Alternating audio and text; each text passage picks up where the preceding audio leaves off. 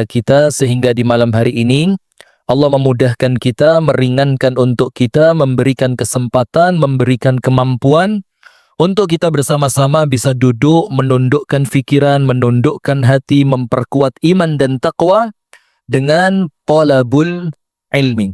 Kita berdoa kepada Allah, jazakumullahu khairan wa barakallahu fikum wa zawwajakallahu bikran. Allahumma amin.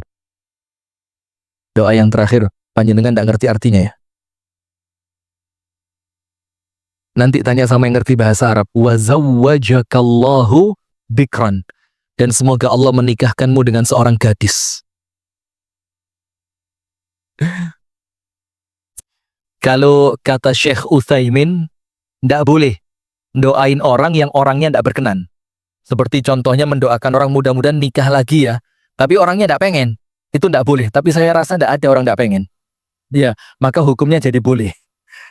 Baik, jadi kita bersyukur kepada Allah di malam hari ini dipertemukan dalam rangka talabul ilmi. Dan kita berdoa kepada Allah, semoga apa yang kita amalkan mendatangkan ridha dari Allah. Dan duduknya kita di majelis ini oleh Allah dijadikan sebagai ibadah dan penggugur dosa. Amin ya rabbal alamin.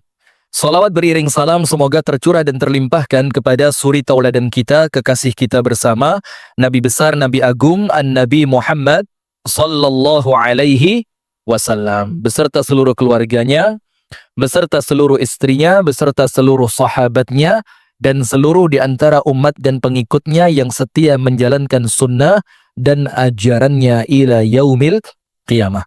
Hadirin sekalian, tema kita adalah dahsyatnya istighfar. Nah, saya tidak akan membahas terlalu dalam mengenai fadilah-fadilah istighfar, karena terulang, betul tidak?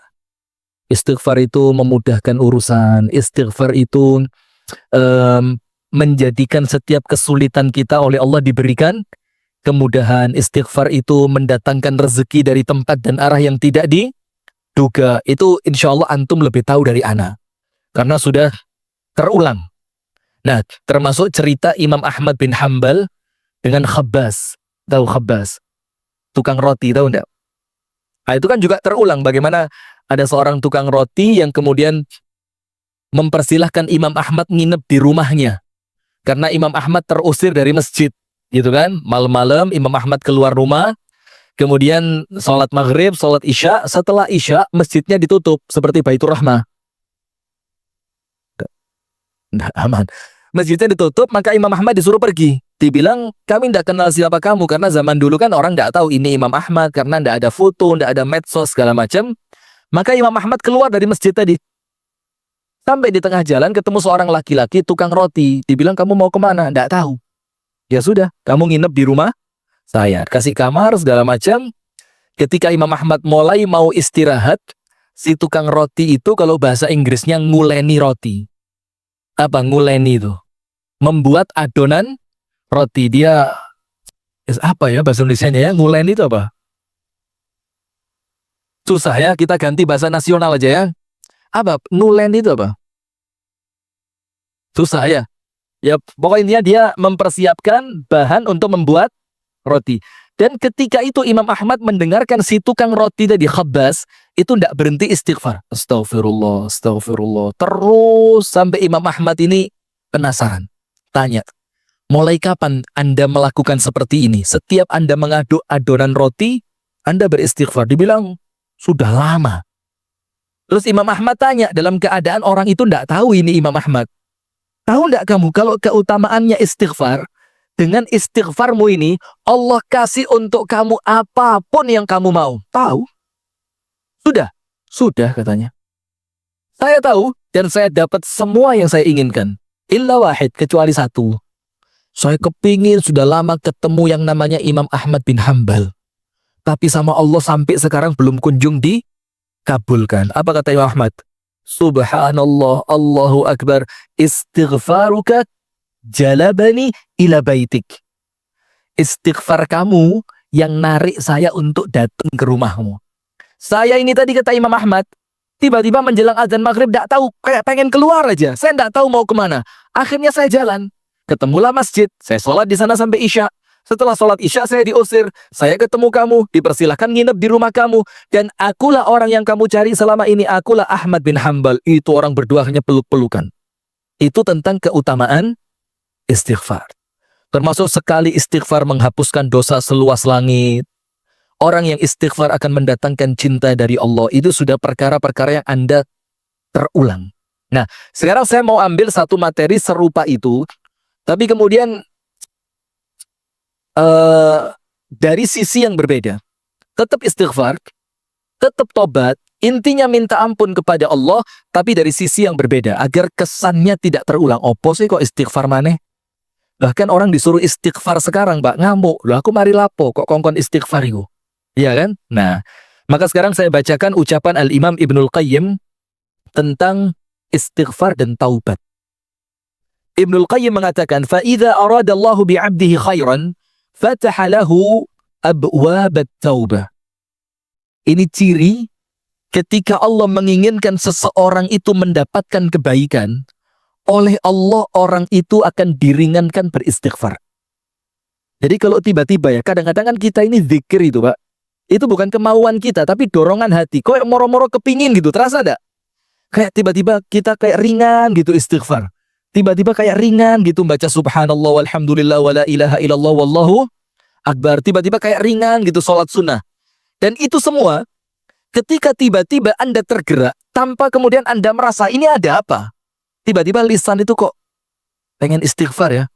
Sampai kadang-kadang panjenengan pakai alat yang di jari itu, yang dicetek, hitungan untuk zikir itu, Anda kadang-kadang astagfirullah, astagfirullah.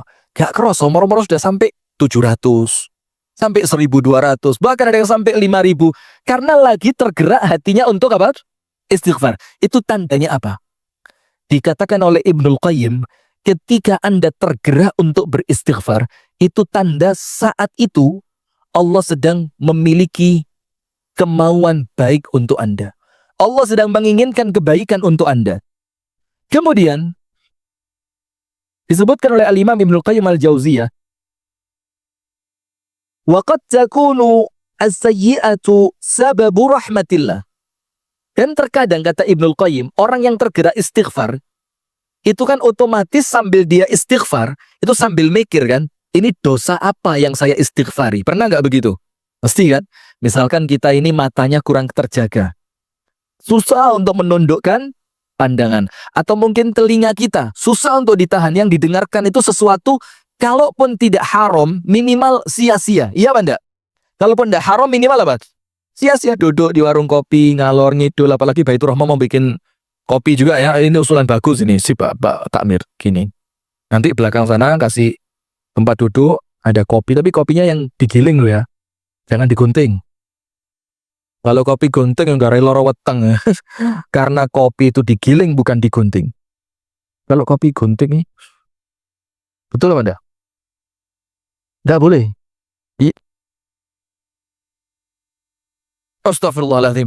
Baik, insya Allah semuanya tidak ada kembung, tidak ada sakit ya. Sehat walafiat. Amin. Sudah? Maka ketika kita beristighfar, itu akan lebih afdolnya teringat di sini, Pak. Saya ini istighfar untuk dosa yang mana? Karena ketika Anda memunculkan dosa sembari Anda beristighfar, maka Anda dapat dua. Anda dapat dua. Nomor satu, Anda mendapatkan keutamaan istighfar.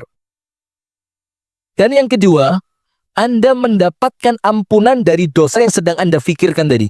Astagfirullah, tadi kok saya ngomongnya kurang baik. Astagfirullah, tadi waktu jalan sempat kelihatan sesuatu yang seharusnya tidak boleh dilihat. Jadi sembari Anda beristighfar, itu bukan sekedar otomatis, pokok gano artine, sekedar kalimat istighfar yang keluar sia-sia. Seperti apa? Seperti buih di lautan. Lah, itu tidak ada artinya. Tapi istighfar kita itu masuk ke dalam hati, ya Allah, aku salah.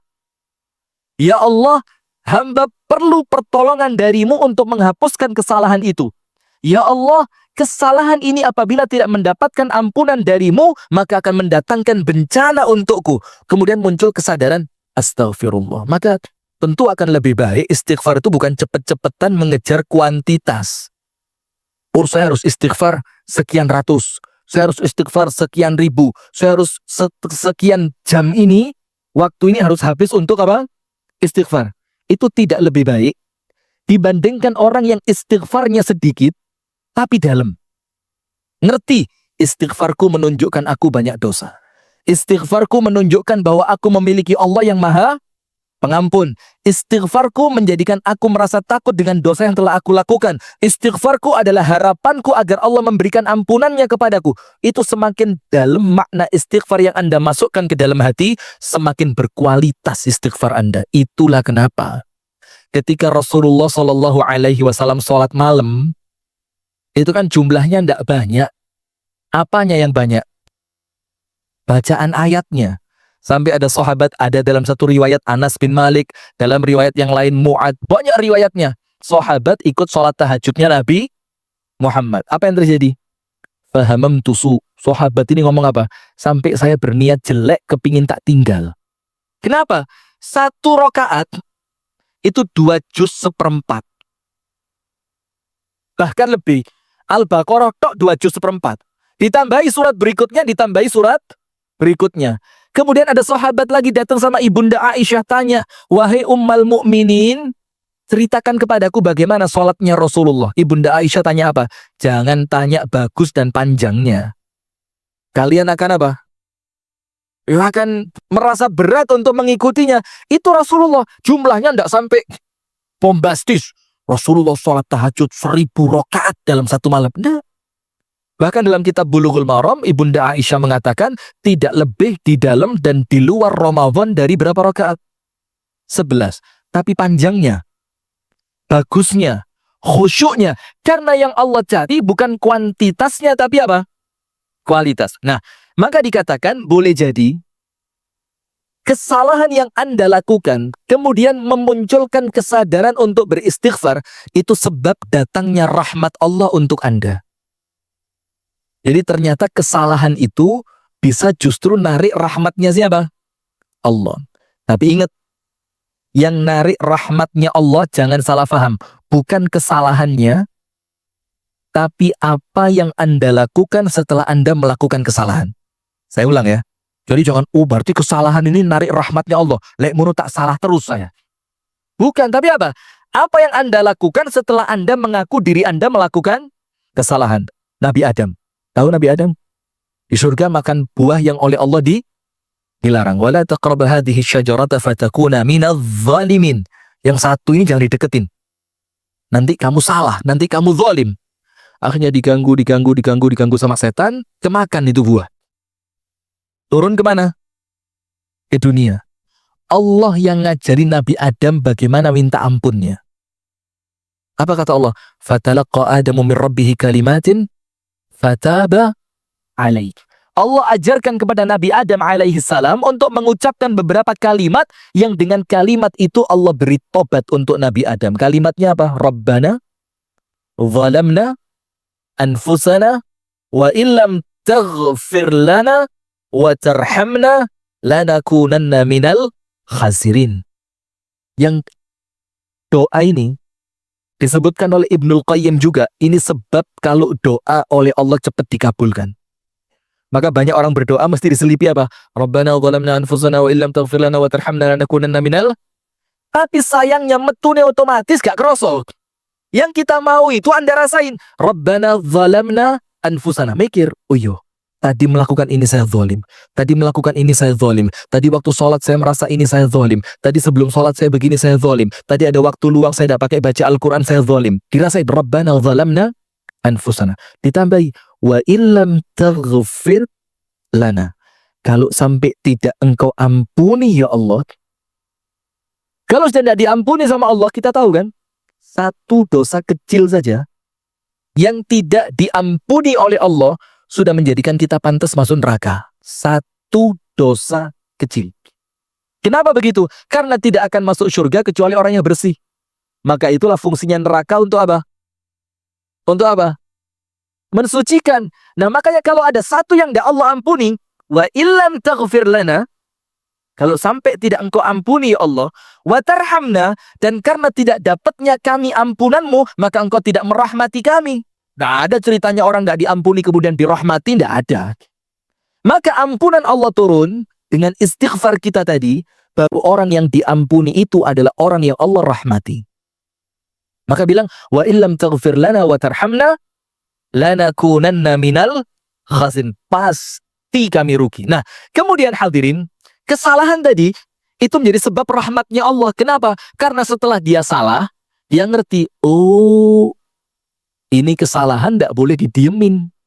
Kesalahan ini pasti mendatangkan keburukan. فَمَنْ يَعْمَلْ مِثْقَالَ ذَرَّةٍ خَيْرًا يَرَهُ وَمَنْ يَعْمَلْ مِثْقَالَ ذَرَّةٍ شَرًّا يَرَهُ. Apa artinya syarra yara?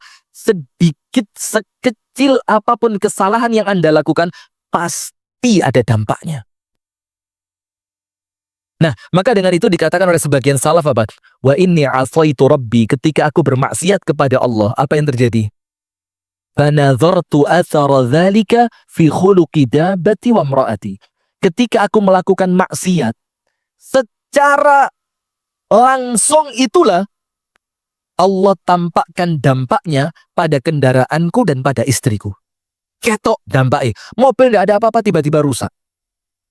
Untuk hitungan mobil masih sehat, masih muda. Baru jalan kira-kira 15.000 kilometer. Secara tahun mungkin baru dipakai mungkin setengah tahun. Normalnya hitung-hitungan manusia mobilnya tidak mungkin rusak. Tiba-tiba ada kendala di mesinnya, hati-hati.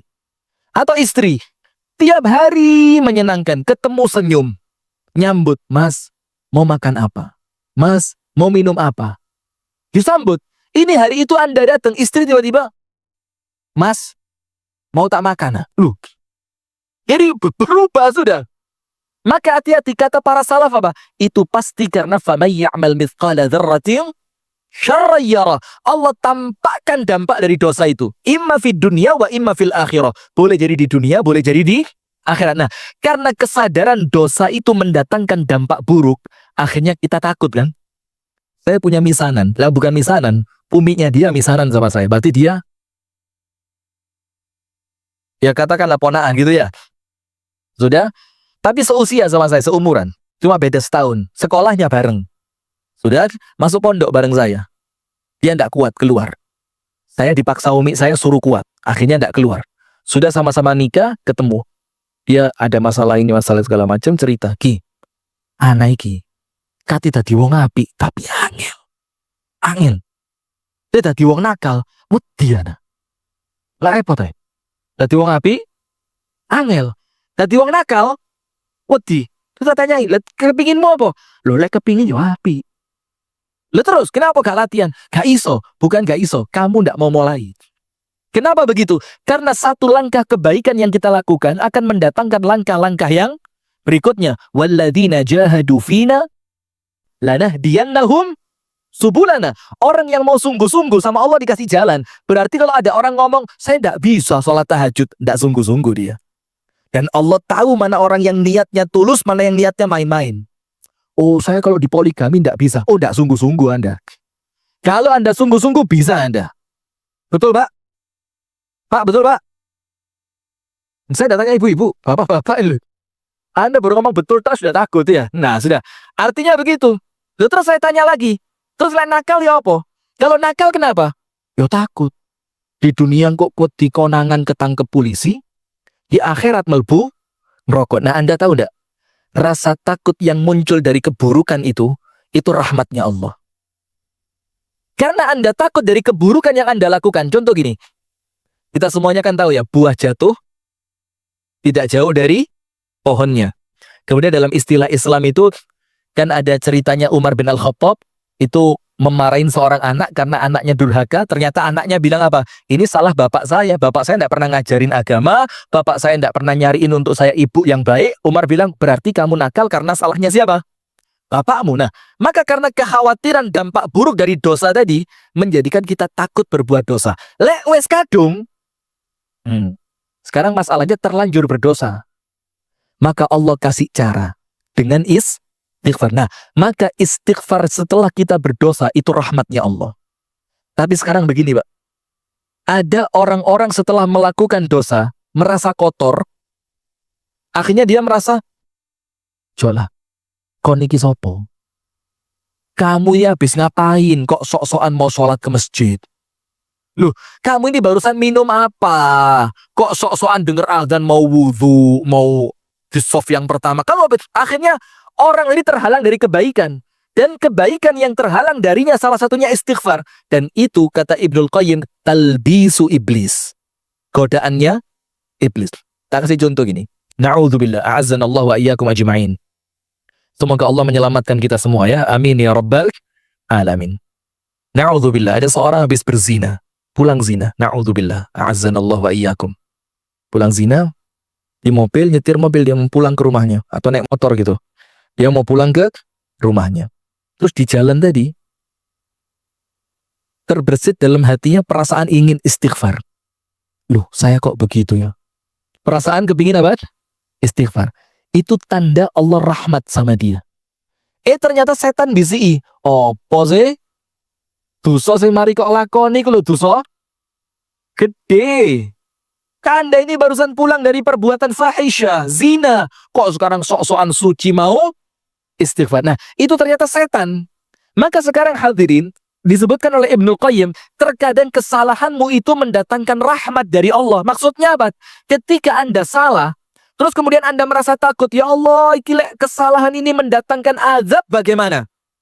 Maka apa yang terjadi? Tiba-tiba seketika itu Anda istighfar. Nah, maka istighfar itulah artinya rahmat dari Allah untuk Anda. Ketambahan, bukan cuma itu. Tambahannya apa? Setelah Anda melakukan kesalahan, ternyata apa? Anda menjadi orang yang tidak merasa suci. Nah, ada cerita yang lain ini. Disebutkan oleh para ulama begini, Pak. Ada seorang ahli ibadah. Ahli ibadah, seperti antum inilah. Insya Allah semuanya cepat masuk surga. Amin. Tapi cari generasi penerus dulu buat masjid. Kalau ini terlanjur masuk surga, belum ada pemudanya kan repot. Ini Baitur Rahmah pemudanya ada pemuda Baitur Rahmah. Insya Allah mudah-mudahan ya, karena pemuda itu penting. Sudah ahli ibadah. Ketika dia ibadah, gak pernah maksiat. Bahkan datang untuk sholat zuhur itu 7:30 pagi. Orang tanya, mau nambas? Kata nanti. Zuhuran. Jam 7:30. Lu gak apa-apa. Harus lebih cepat ini. Saat durungnya kedisian muadzin. Sudah, pokok top. Sampai akhirnya muncul ujub. Ujubnya memunculkan sombong. Sombongnya menjadikan dia dibenci oleh Allah. Kalau Allah kesian sama orang itu, dikatakan oleh Ibnu Qayyim, kalau Allah kesian sama orang tadi, ternyata ibadah yang seharusnya ibadah ini menuntun kamu masuk surga, ternyata dengan ibadahmu kamu malah ujubmu menjadikan dirimu sombong. Kalau kamu sombong, tempatmu di mana? Neraka. Kalau Allah kesian, kan tidak pantas masuk ahli ibadah masuk neraka. Kan pantasnya ahli ibadah masuk mana?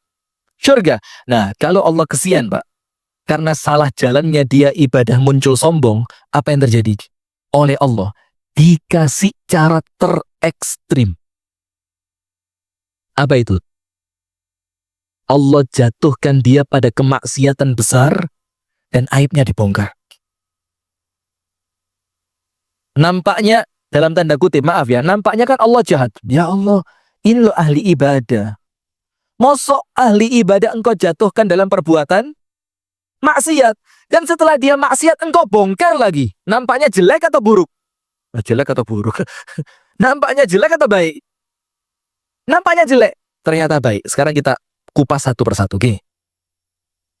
Ibadah, arti awalnya apa? At-tadzallul. Ibadah, abid itu budak itu hina. Maka arti awal ibadah dalam kitabnya Ibnu Taimiyah Al-Ubudiyah, arti awal ibadah at-tadzallul amamallah, merasa hina di hadapan Allah. Berarti kalau ada orang ibadah merasa mulia, salah jalan dia. Bukan itu yang Allah inginkan. Nah, maka ketika Allah kesian, Allah akan kembalikan dia menjadi hina. Allah akan kembalikan dia apa? Merasa hina. Setelah sebelumnya dia merasa sombong dengan apanya? Wah, aku sedino iki wis istiqomah, Pak. Odoj. One day, one juice. Istiqomah kadang-kadang iki gak sak jus. Kadang-kadang ya sak jus setengah. Iku lek gak moco ngelu sirahku. Meripat kok kelemun-kelemun. Wah, udah. Terus poso iku yo Mas yo gak daud yo, tapi Senin Kemis itu iku settingan pabrik iku. Iku sahur gak sahur iku mesti poso. Kadang-kadang bahkan buka niku balik subuh mana, Pak. Wah, saking semangatnya dia puasa ini. Sarana butuh buka iku ngenteni meneh subuh maneh, kurang lega lek luwe. Sudah. Dengan ibadah itu yang seharusnya dia memunculkan rasa hina di hadapan Allah, ternyata dia malah sombong. Maka oleh Allah dikembalikan ke settingan yang benar. Jret. Dikembalikan, dijadikan orang itu merasa hina. Dengan apa? Tanpa dia sadari. Bahkan tidak pernah dia pikirkan. Moro-moro terjatuh dalam dosa besar. Tiba-tiba dia tidak tahu ketemu teman lama, ya apa ceritanya, moro-moro disuguh minuman. Wes, yus hormat ra iki mek gawe ngregani konco tok, kan gitu biasanya.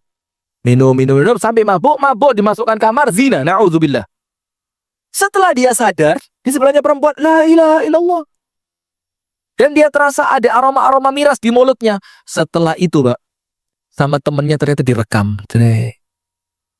Rekamannya disebar. Na'udzubillah min dzalik. Akhirnya dia apa? Tidak berani keluar rumah. Malu. Dia merasa hina. Dia merasa pecah sudah. Dia merasa tidak ada kebaikan sedikit pun yang pernah dia lakukan karena ternyata dia melakukan dosa besar. Nah, ternyata ini, Pak, ketika dosa besar yang dia lakukan tadi mengembalikan dia untuk kembali merasa hina, itu ternyata rahmatnya Allah. Ternyata itu apa? Rahmatnya siapa? Allah. Karena apa? Allah kesian sama dia. Karena eman ibadahmu, kalau dengan ibadah ini kamu sombong, endingnya neraka. Allah kepingin ibadah ini mengantarkan kamu tawadhu, tawadhu'mu mengantarkan kamu masuk surga. Ibadah gak tawadhu. Sama Allah disikat pakai dosa besar. Bam! Setelah dosa besar yang tidak pernah dia pikir ternyata terlakukan olehnya dan disebar di hadapan manusia, akhirnya dia merasa sombong lagi apa enggak dengan ibadahnya? Tidak akan. Ketemu orang, malu dia. Karuan lek gak tahu ibadah, maksiat, pantes. Ini orang yang terkenal masjid, terkenal Quran, terkenal puasa, gletek, moro-moro konangan, zina, a'udzubillah minasyaitonirrajim. Bahaya kan? Akhirnya setiap ketemu orang dia merasa malu, dia merasa hina, dan dia tidak pernah melewatkan waktunya kecuali dengan mengisi hatinya merasa hina di hadapan Allah. Nah, itulah rahmatnya Allah ketika seseorang tergerak untuk istighfar. Nah, kemudian dikatakan oleh Ibnu Qayyim, maka kemudian di sini فَإِنَّ الْعَارِفِينَ كُلُّهُمْ مَجْمُعُونَ عَلَى أَنَّ التَّوْفِيقَ أَلَّا يَكِلُكَ اللَّهُ تَعَالَى إِلَى نَفْسِكَ. Maka dengan itu, orang-orang yang kenal kepada Allah, al-arif billah, orang yang kenal kepada siapa? Allah. Itu maka mereka oleh Allah dipaksa. Dan bahasa kasarnya begitu ya, dalam tanda kutipnya ya. Karena sekarang kalau ceramah live ini kalau tidak ada tanda kutip itu mudah salah paham gara-gara diterimanya lewat media dan diterima secara langsung begini tuh beda. Guyonnya itu maka riskan kalau tidak dijelaskan secara detail. Dalam tanda kutip oleh Allah dipaksa untuk orang yang arif dengan Allah itu tidak pernah merasa cukup dengan dirinya. Begini. Ketika dia merasa cukup untuk masuk surga dengan ibadahnya. Coba, itu kan perasaan cukup dengan apa? Diri. Wah, aku iki lek meninggal ya insya Allah surga lah, Pak. Belas lo gak tahu maksiat, paling dosa kecil. Ibadah itu Masya Allah, 5 waktu itu istiqomah di masjid itu lebih dari 20 tahun. Begitu. Akhirnya dengan ibadahnya tadi, dia merasa cukup dengan dirinya tanpa pertolongan Allah untuk bisa masuk surga. Tahu enggak ceritanya orang Yahudi? Yang diceritakan sama Nabi Muhammad sebelum zamannya Nabi Muhammad, mulai lahir procot sampai meninggal dunia, ibadah tidak pernah maksiat. Pernah dengar?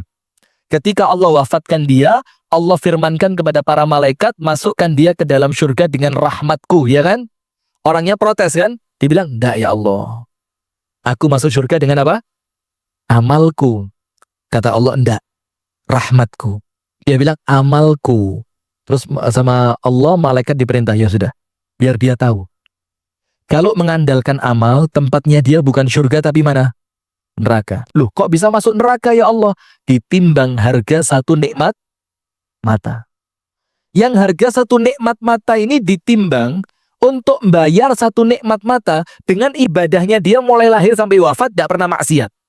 Ternyata harga satu nikmat mata jauh lebih mahal, nggak terbayar. Baru hamba itu ngerti, naam ya Allah, ternyata saya masuk surga karena apa?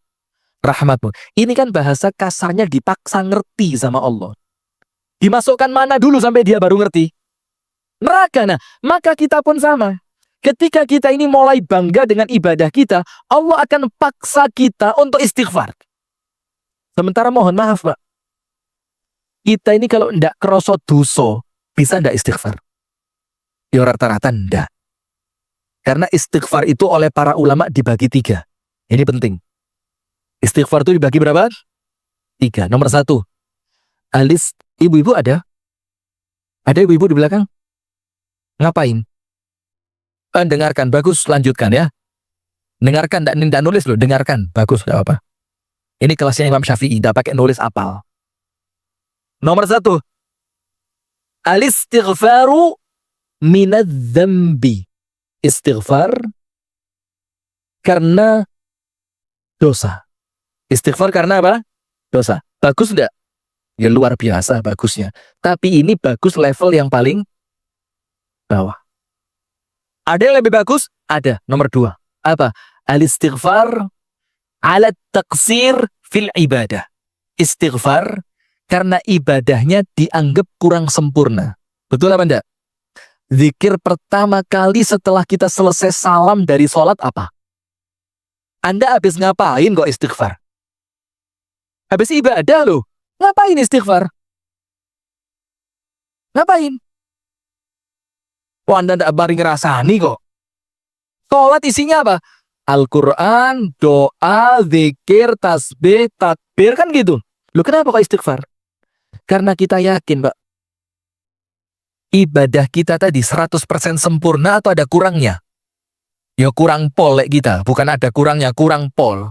Kadang-kadang rokaat pertama khusyuk sudah, rokaat kedua nyamuk liwat. Ning. Apa itu roh mare asene kurang adem, nyamuk melbu loh. Nah, karena kurang khusyuknya dalam ibadah, maka kita apa? Istighfar. Doa keluar dari kamar mandi apa? Ghufranak. Ampuni hamba ya Allah. Anda di kamar mandi ngapain sih? Anda ke kamar mandi kan tidak macam-macam. Buang hajat. Selesai keluar. Loh ngapain Anda pakai istighfar? Itu manusiawi kok. Karena ada waktu yang ketika Anda di kamar mandi tadi, Anda tidak maksimal ibadah. Boleh baca Quran di kamar mandi? Tidak boleh. Boleh sholawatan di kamar mandi? Sallallahu ala Muhammad. Boleh? Tidak boleh. Yang waktu itu kalau Anda tidak di kamar mandi, Anda bisa ibadah maksimal. Karena Anda di kamar mandi, Anda tidak mampu ibadah maksimal dengan umur yang Allah kasih yang tidak bisa mundur, maju terus. Maka Anda tutup kekurangan ibadah dari waktu yang Anda ke toilet tadi dengan apa? Istighfar. Ampuni ya Allah, tadi tidak maksimal karena saya sedang di kamar mandi. Itu istighfar yang kedua. Keren. Lebih keren dari yang pertama. Kalau pertama istighfar karena apa? Dosa. Nomor 2 istighfar karena ibadahnya dianggap kurang sempurna. Ini lebih keren. Dosa gak, tapi ngaku ibadahnya tidak sempurna. Istighfar yang paling keren. Nomor 3. Istighfarnya Nabi besar Muhammad Sallallahu alaihi wasallam. Nabi Muhammad, saya mau tanya, apakah beliau punya dosa? Enggak. Namanya apa? Maksum. Terbebas dari dosa. Tapi beliau istighfar. Padahal tidak punya dosa. Ibadahnya Nabi Muhammad sempurna atau kurang? Sempurna. Tapi Nabi Muhammad istighfar. Dosa tidak punya. Ibadah sempurna. Kok tetap istighfar? Istighfarnya apa? Syukur? Enggak, belum tentu. Kurang tepat. Istighfarnya untuk ibadah. Karena yang nyuruh istighfar siapa? Allah. Berarti ketika perintah Allah kita lakukan, kita beribadah apa enggak? Ibadah. Maka istighfarnya Nabi Muhammad bukan karena dosa, istighfarnya Nabi Muhammad bukan karena kurang sempurnanya ibadah, tapi istighfarnya beliau, ini istighfar murni sebagai bentuk ibadah. Nah, maka Ibnu Qayyim mengatakan orang yang arif, kenal sama Allah, itu Allah akan paksa dia, bagaimana dia tidak pernah merasa cukup dengan dirinya tanpa pertolongan dari Allah.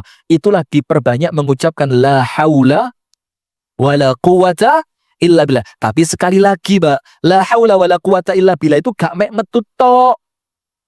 Kita ini zikir ahli. ahli zikir kita nih. Sengaku saya. Ahli zikir semua ini. Apalagi yang sempat pakai alat itu. Woi, alat itu kalau saya mulai tambah terpacu gitu. Deh, kalau ngewu itu ngatus deh.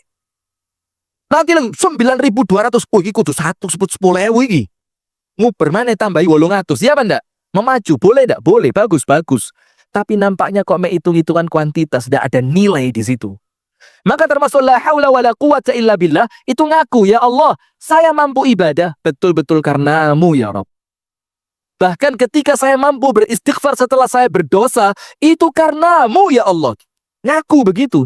La haula wala quwata illa billah. Akhirnya sama Allah dipaksa, bagaimana supaya ahli ibadah ini tidak merasa cukup dengan dirinya. Bagaimana caranya Allah? Kembali seperti yang tadi, dibikin dia melakukan dosa.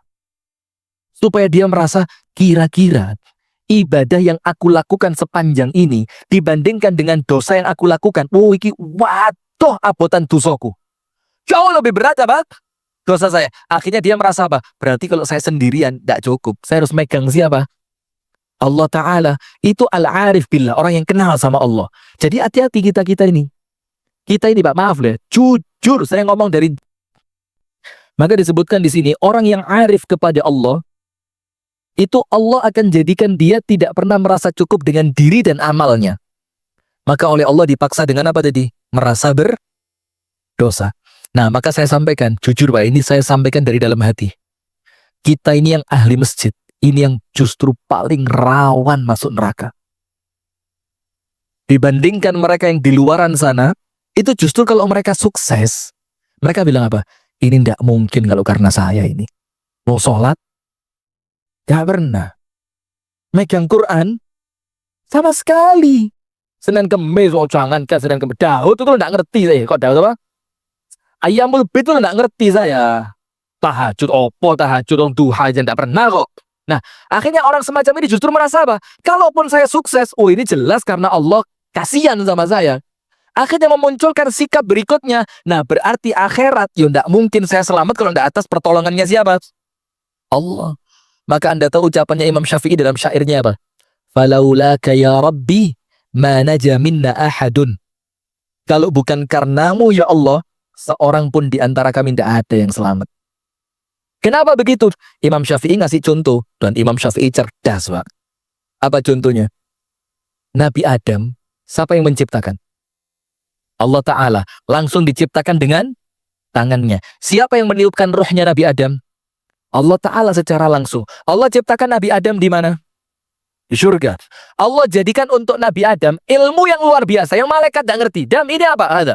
Wa 'allama Adam al-asma'a kullaha. Allah ajarin semuanya. Ngerti kabeh Nabi Adam. Kemudian Nabi Adam merasa sedih. Ya Allah, tidak ada pasangan. Allah kasih Siti Hawa. Iya, tidak ada.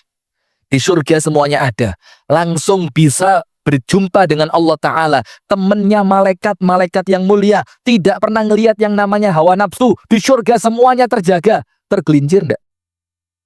Tergelincir enggak? Apalagi kita. Apalagi kita. Nah, maka dengan istighfar itu hadirin, menjadikan kita itu merasa memang benar ya Rabb. Aku minta ampun kepadamu karena aku yakin ya Allah, kalau tanpa pertolongan berupa ampunanmu ya Allah, ya celaka saya. Nah, maka dikatakan oleh Ibnu Qayyim, maka para arif billah, orang yang kenal sama Allah, Allah paksa mereka tidak merasa cukup dengan diri dan ibadahnya. Terus sahabat, dikatakan di sini wal arif sa'iri Allah Ta'ala baina hadhihi al-jinahain. Maka orang yang kenal sama Allah itu, dia terbangnya dengan dua sayap. Sayap yang pertama apa? La yumkinuhu an yasira illa bainahuma. Dan tidak mungkin dia bisa menuju kepada Allah, terbang untuk sampai pada ridhonya Allah, kecuali dengan keduanya. Nah, nanti di akhir saya akan sampaikan itulah makna terdalam dari Sayyidul Istighfar. Istighfar yang paling keren. Nah, tidak akan bisa terbang kecuali dengan keduanya, dan tidak akan sampai kepada Allah kecuali dengan keduanya. Famata fatahu wahidun minhuma fahuwa kattair alladhi faqada ahadu janahi. Ketika dia kehilangan salah satu dari dua ini, seperti burung yang sayapnya tinggal satu. Bisa terbang enggak? Enggak bisa. Yang pertama apa? Musyahadatul minnati minallahi ta'ala. Dia meyakini semua yang dia miliki, pemberiannya siapa? Allah, termasuk ibadahnya. Jangan kayak Qarun. Innama utituhu ala ilmin indi. Aku dapat semua ini karena apa? Ilmuku, kerjaku, ikhtiarku, kecerdasanku, keuletanku. Dan banyak sekarang. Coba saya dulu ndak pindah dari sana ke sana, yuk gak tadi koyok ngini. Ada? Lu jangan bilang banyak, semua. Lu yakin kok banyak ini. Coba dulu ya, bapakmu itu ndak tak kasih tahu begini, ya ndak jadi rumahmu ini. Ada? Semua. Perempuan juga gitu. Sampean mas, coba riyen gak dicukup bapakku. Ya saiki ndek kono lho mas, tempat pembuangan akhir. Coba. Dipungut be bapakku mas, macem-macem kate rabi maneh sampean mas. Nah, ini mau mesti ini top saya habis ikhtiar dari awal tadi, saya mau fokus gitu, ya tetap kadung gawan itu loh ya, sudah astagfirullahaladzim. Sudah, maka hati-hati kalau masih ada perasaan seperti itu. Saya sholat tahajud, mas abot mas, aku ae iku ngelatih 12 tahun. Ada itu loh pak, tipisnya setan kalau ganggu manusia. Iki lek biyen nom-nomanku gak latihan sehat, tuwek ngene yo, salate ndek kursi.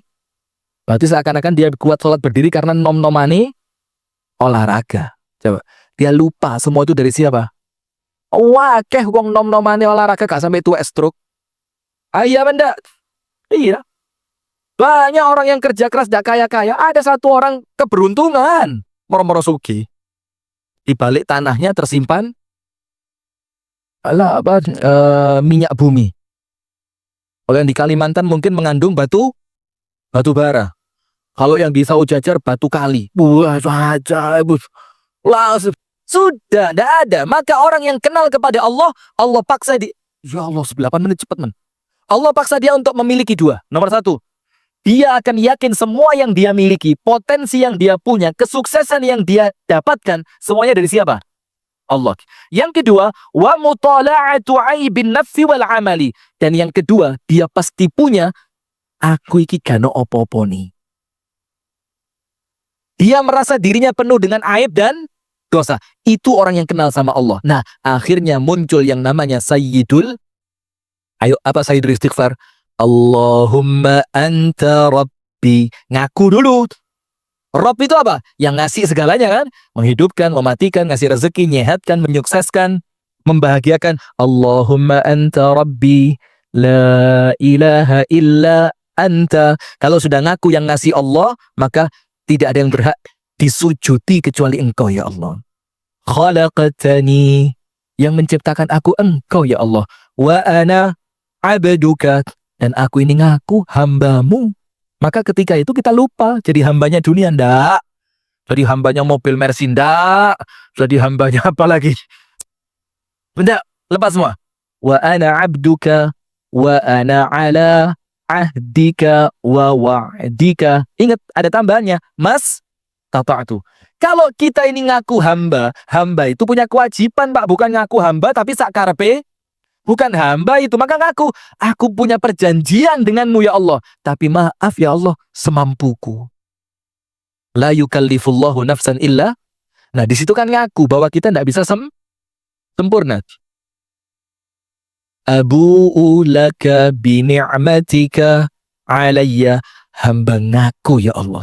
Semua nikmat yang hamba rasakan darimu. Wa abu'u bidhambi. Dan aku mengaku dosa-dosaku. Dua kan? Yang pertama mengaku semua pemberian dari siapa?